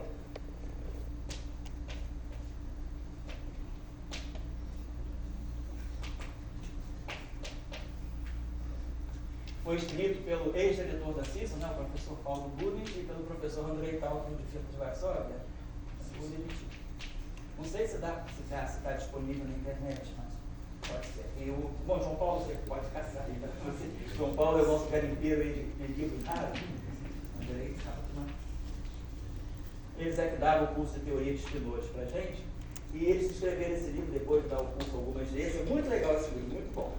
Então, assim, quem quiser ler sobre espinores, vale a pena ver também o livro do Cartan, Henri Cartan, que é a Bíblia dos espinores, né? Henri Cartan.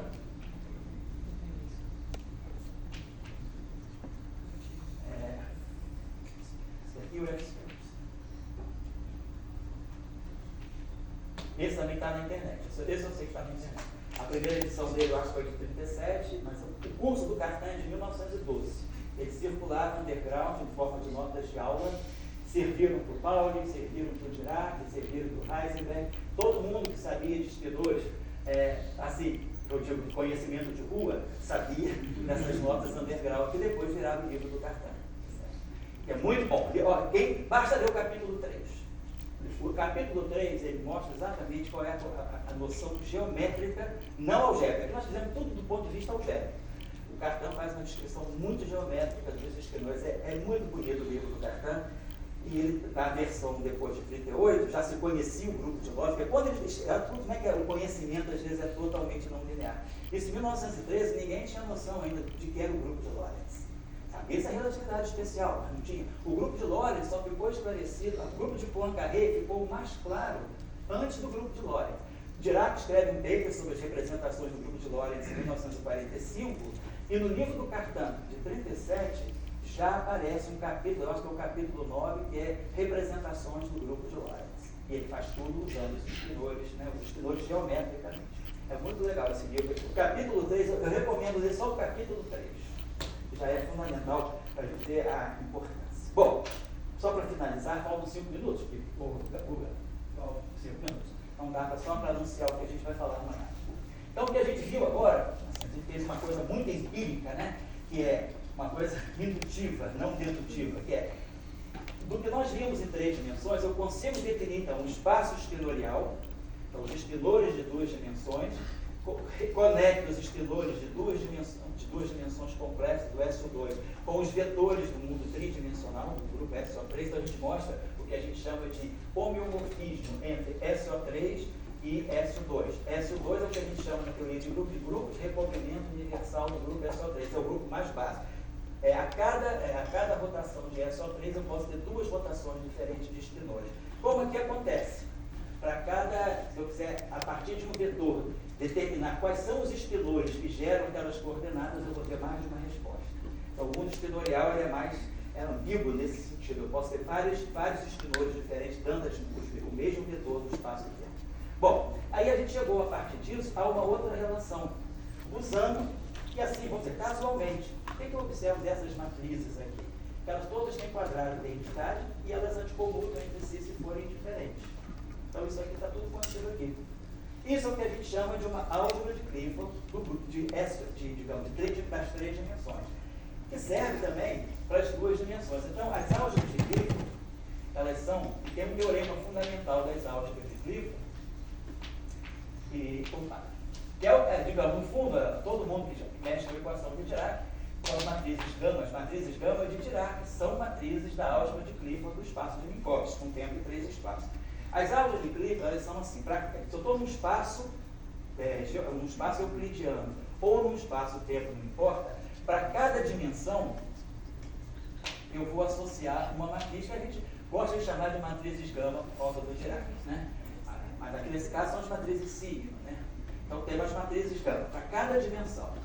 Para cada dimensão, essa matriz vai ter quadrado igual a mais ou menos a identidade. Vamos depois ver que identidade é essa. E se eu tenho os eixos, se a métrica é indefinida, as direções tipo tempo vão ter quadrado mais 1, e as direções tipo espaço quadrado menos 1. Então ela vai seguir a métrica do espaço-tempo. Vamos dizer, o espaço de Minkowski, C2 dt2, menos dx2, menos dy2. Vamos pegar o espaço tridimensional. Menos dt2, o espaço, uma dimensão temporal e 2 dimensões espaciais. Então eu vou ter 3 matrizes gama. Uma tem quadrado mais 1, a outra quadrado menos 1 e a terceira quadrado menos 1. Elas anticomutam se elas são diferentes. Então, gama diferente de gama linha, elas anticomutam. E elas vão satisfazer a essa álgebra aqui. Exatamente a essa álgebra que está aqui. Gama I com gama J vai dar 2 vezes a métrica do espaço. Vou chamar de eta em J. Pode ser uma métrica minkowskiana ou euclidiana, não importa. E aqui é a identidade daquele espaço. Mas que espaço é esse? Suponhamos que esteja no espaço de dimensão D. Pode ser D dimensões euclidianas, ou pode ser uma dimensão tipo tempo, D menos 1 tipo espaço, ou um espaço até de mais, tem a gente famosa espaço de atial ordem, né? Ou os espaços conformes, SO2 igual a alguma coisa, SO2, D menos 2, 2 dimensões temporais, D menos 2 dimensões espaciais. Não importa. Eu tenho D dimensões. Se elas são euclidianas ou não, para efeito de dimensão do esquenor, não vai alterar nada. Esse espaço aqui vai ser um espaço que tem dimensão 2 elevado à parte inteira de D sobre 2. Portanto, se D é 2, esse espaço tem 2 dimensões. Se D é 3, dá 3 meios, a parte inteira é 1. Então, 2 dimensões e 3 dimensões, eles vão ter a mesma, vamos dizer assim, a mesma dimensionalidade da álgebra de Clifford. A diferença vai ter que, se eu estou em 2 dimensões, eu tenho 2 matrizes gama. Se eu tenho 3 dimensões, eu tenho 3 matrizes gama. Amanhã nós vamos mostrar que, partindo da álgebra de Clifford de 2 dimensões, nós vamos construir de 3, vamos construir de 4, que é do Dirac, e vamos até chegar a 10 dimensões. A gente vai conseguir construir, é facílimo construir as álgebras de Clifford a partir do D igual a 2, que é praticamente, é quase que o DNA das álgebras de Clifford. Bom, então, os espinores, se eu estou em D dimensões, os meus espinores, isso aqui é uma álgebra de Clifford, são matrizes 2AD sobre 2 por 2AD sobre 2. Se eu estou, por exemplo, em 10 dimensões, 10 por 2, 5. Então, eu vou ter matrizes 32 por 32. Se eu estou em 4 dimensões, 4 por 4. Se eu estou em 8 dimensões, 16 por 16. E os espinores são os vetores coluna desse espaço, claro, que se transformam de uma certa maneira sobre o grupo de rotações, como a gente vai ver amanhã. Ninguém fala de espinor sem saber como ele se transforma. Então, os nossos espinores, eles vão ser objetos que vão ter 2 elevado a D sobre 2, parte inteira sobre 2, né, componentes. Então, se eu estou no mundo tridimensional, no mundo do grafeno, que é um mundo de uma dimensão temporal, 2 espaciais, eu tenho espinores de 3 sobre 2, são 2 componentes, igual o que a gente fez agora. Esses espinores aqui, de SO3, são os espinores de SO2, tem 2 componentes, né? C1 e C2. Se eu estou em 4 dimensões, 4 por 2 vai ser 4 por 4. Então, os espinores relativistas têm 4 componentes. Amanhã a gente vai ver que a gente vai escrever a equação de Weyl neutrino, a equação de Weyl do antineutrino, tudo na representação meio do grupo SO13. E aí, a partir dessas 2 representações, a gente vai fazer o acoplamento que vai chegar ao espinor de Dirac. Então, eu vou mostrar como a gente constrói a equação de Dirac só baseado na noção de representação meio, zero, zero, meio. É muito simples, muito simples. E depois, claro, vamos construir as próprias equações de Maxwell, também usando isso, sem precisar levar choque, sem precisar ir para o laboratório. Digamos assim, se Maxwell não tivesse nos dado as equações, a representação do grupo de Lorentz teria nos dado as 4 equações de Maxwell. Então, só para finalizar, nós estamos chegando aos espinores. Então, sempre, né, se a gente está falando de ferro, de 10 dimensões, teoria de cordas, super M é igual a 4, supergravidade M igual a 8, a gente vai estar falando de espinores em 10 dimensões, são espinores de 32 componentes. Tá? E 11 dimensões que a gente tem, a última supergravidade que a gente tem é em 11 dimensões. 11 por 2, 5,5. Então, dimensão 32 também, parte inteira, 5. Então, o que a gente está querendo mostrar é que os espinores, eu estou chamando a atenção disso, porque em geral na teoria de grupos, senão se faz muita representação, mas sem falar muito dos espinores. Então, eu estou querendo chamar a atenção porque no modelo padrão os espinores são fundamentais. Então, se eu estendo o modelo padrão, tipo teoria de Kaluza-Klein, eu vou falar de dimensão compactas, eu vou falar de uma dimensão superior, depois eu vou fazer a compactificação, eu tenho que colocar os espinores corretamente nessas dimensões mais altas. Então, eu estou só chamando a atenção. Amanhã a gente vai começar a construir, reconstruir, vou reapresentar a álgebra de Clifford de 2 dimensões, que eu não fiz aqui, eu fiz direto para 3. Amanhã nós vamos falar da álgebra de Clifford de SO2, do mundo planar.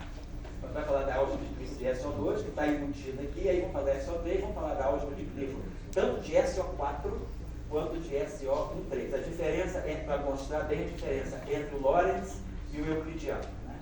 E aí a gente vai generalizar. E daí a gente vai começar a falar dos campos, porque eu preciso disso para chegar à noção do que é um campo fermiônico. Então, um campo fermiônico é um campo que é representado por um espinor. Então, o que é um campo fermiônico em 10 dimensões? É um objeto com 32 componentes. O que é um campo fermiônico? Cartan, só para finalizar aqui, o Cartan é genial mesmo. No capítulo 8 do livro do Cartan, ele tem um chamado Princípio da Trialidade. 1913. Olha como é que a cabeça matemática é importante, né? Quer dizer, por isso que quem diz, isso é matemática, nunca entre nisso, tá? Isso é matemática, sim, graças a Deus, né? Então, se a física evoluiu, foi muito graças à matemática. Os experimentais não gostam, a gente não está negando a física experimental, é uma conversa entre fenomenologia, teoria e experimento, mas a gente não pode negar a importância da teoria e nem diminuir a importância do experimento, absolutamente. Mas não vamos negar a matemática. Cartan, em 1913, ele lança o princípio da trialidade. Ele mostra que em 8 dimensões, os espinores e os vetores têm a mesma dimensionalidade. Espinores de duas categorias, são os espinores chamados, que ele chamava de semi-espinores. São espinores de Weyl. Então, o espinor de Weyl tem 4 componentes, espinor de Weyl com 4 componentes, formando um espinor de 8 componentes. E o vetor tem 8 componentes, então tem 8 dimensões. Ele mostra que existe um princípio de trialidade, onde eu passo de vetor para espinor, de espinor para vetor. Isso é supersimetria. Está lá no livro do Cartan, 1913. Não tinha nem teoria de campo, não tinha nem mecânica quântica. Então, a base da supersimetria está no capítulo que vocês podem ler, Triality Principle, está lá no capítulo 8 do livro do Cartan, 7 ou 8. Então, é a base da supersimetria, que depois é descoberta na física por outros caminhos. Mas aí você vê, se você voltar lá atrás, é que nem teoria de Gauge. Young Mills, se a gente for olhar, os matemáticos já tinham descoberto há muito tempo, só que a física não sabia. Nem os matemáticos sabiam. E tinham descoberto a teoria de Young Mills através dos quebrados. Né? Então, é muito importante, às vezes, né, essa questão entre física e matemática, que está no paper do Dirac, de 1938, da relação entre a matemática e a física, porque as duas caminham, às vezes, sem se falar, mas elas estão vendo as mesmas coisas. Que é como o Dirac dizia, só para finalizar, um bom augúrio do Dirac, né? Ele dizia, a matemática é um jogo, cujas regras são feitas pelos matemáticos. A física é um jogo, mas quem dá as regras é a natureza, não é o homem. Então, a questão é, por que é que a matemática vai sempre caminhando na direção de se adequar, de reproduzir as regras da natureza, sem consultar a natureza? Isso é profundo. Né? Então, é interessante. Será que a cabeça do homem, né, por estar na natureza, ela já não é moldada de uma tal maneira que a matemática é inventada, assim, vamos dizer, implicitamente, inconscientemente, para representar as regras da natureza? Não sei. Isso está muito bem discutido no artigo do Salan, do Dirac, de 1938, da relação entre a física e a matemática. Por que as regras acabam, no final do dia, convergindo, se uma é feita pelo homem e outra é feita pela natureza? Então, é muito interessante. Então, eu estou sempre querendo deixar essa mensagem, porque nós estamos numa escola de teoria de campos, escola teórica. Eu acho que o Hibbert, o People e o Leonardo fizeram questão de colocar escola teórica. Porque a teoria vem sendo muito sufocada em muitas fundações de pesquisa dos projetos. A gente vai olhar os projetos CNPq, não negando a importância da tecnologia, da aplicação, mas toda a tecnologia ela vem de uma física fundamental. Né? As equações de Maxwell, em 1867, eram consideradas por 2/3 da comunidade física como meras considerações, curiosidades matemáticas do eletromagnetismo. Não era física. Buracos negros e ondas gravitacionais eram meras curiosidades matemáticas das equações de Einstein. Era o que se dizia até antes do Chandrasekhar começar em Cambridge a levar a sério buracos negros em 1933. E outras coisas, né? O próprio Dirac, né? A própria equação de Dirac era uma mera curiosidade matemática sem nenhum fundamento físico dito por Pauli e por Heisenberg. E depois as coisas mudam. Então, cuidado quando a gente vai dizer, essa teoria de cordas é pura matemática. Cuidado. Não vamos negar a história. É pura matemática agora. Mas quem sabe daqui a algumas décadas vai ser outra coisa. Então, eu sempre coloco isso, porque não desconfiem da matemática. Então, sempre levem a matemática a sério. A física também, óbvio, né? Ninguém vai negar a física, mas o problema é quando se é muito leviano em dizer isso é pura matemática. A gente tem teoria de campo, qual é a matemática que a gente faz, cada um faz? O que a gente faz? Integral, expansão em série, e isso é matemática.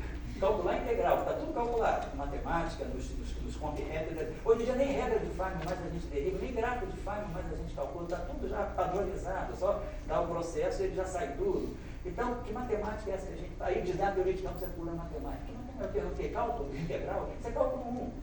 Cálculo 2, inverter matriz, expandir em série, né? fazer um pouco de análise complexa, né? Matemática é uma coisa muito mais abstrata. Né? Então, às vezes as pessoas acusam, nem sabem o que estão falando. Estão falando de cálculo. Então, mostra um pouco também, mostra um pouco a ignorância de quem está acusando as coisas. Assim. Eu estou falando isso porque a gente tem que defender a nossa área, sem querer sufocar as demais áreas, defender a nossa. Se a gente não se defender, não é ninguém que vai defender. Não é a FATESC, nem CNPq.